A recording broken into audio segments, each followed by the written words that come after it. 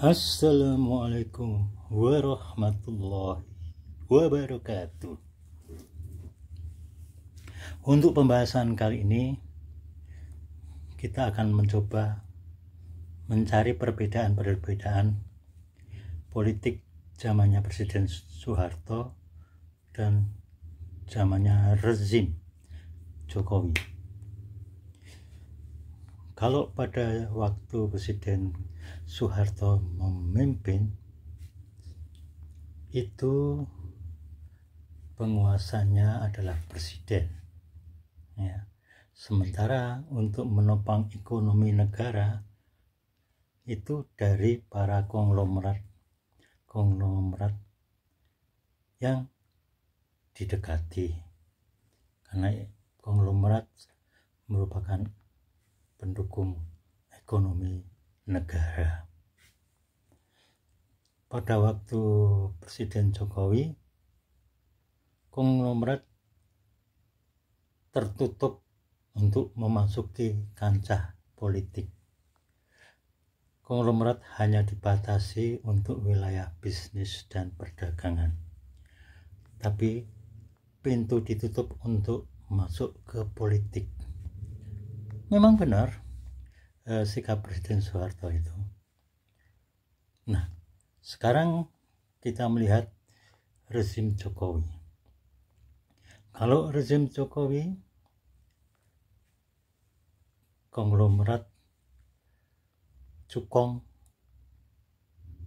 ya, 9 naga itu adalah penguasa dari negara Indonesia. Jadi saatnya Jokowi, mereka pada terjun ke politik.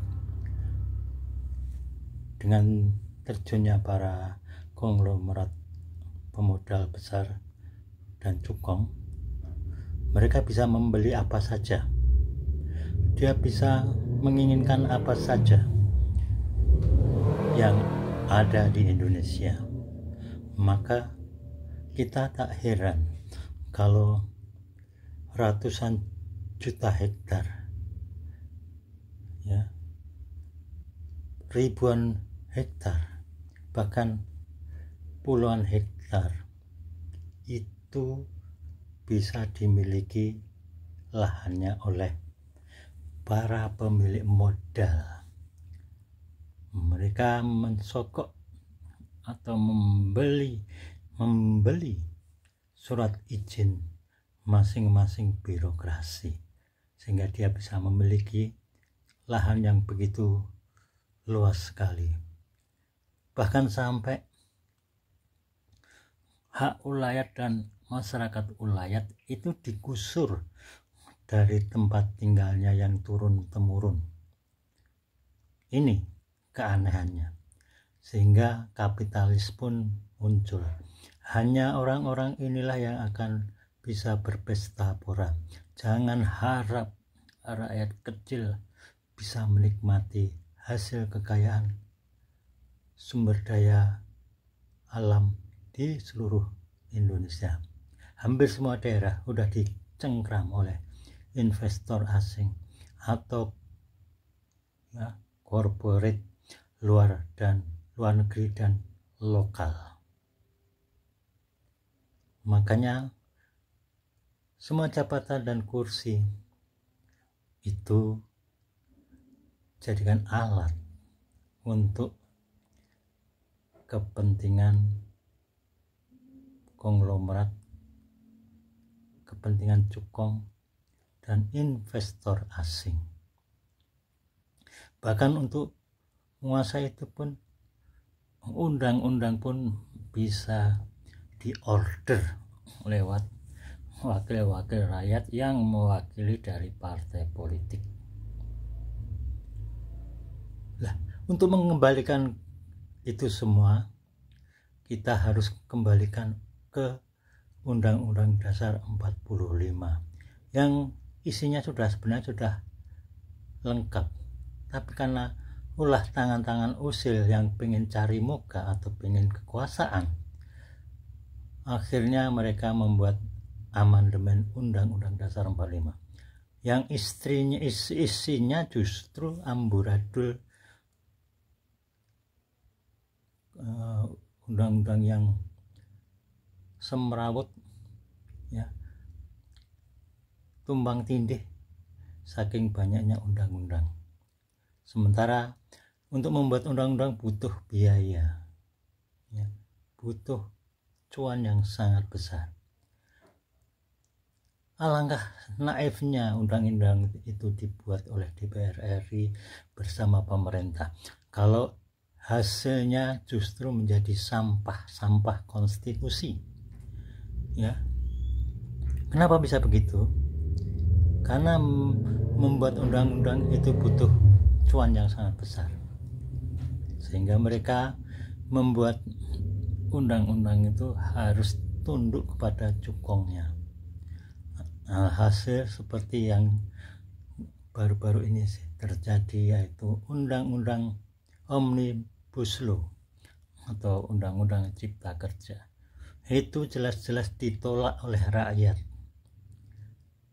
Senyampang dengan itu, undang-undang kesehatan ini lebih parah lagi, karena undang-undang kesehatan ini yang paling menyedihkan adalah dihapuskannya anggaran kesehatan. Terus bagaimana nasib dengan BPJS? Dari awal sampai akhir, ya, sampai sekarang pun,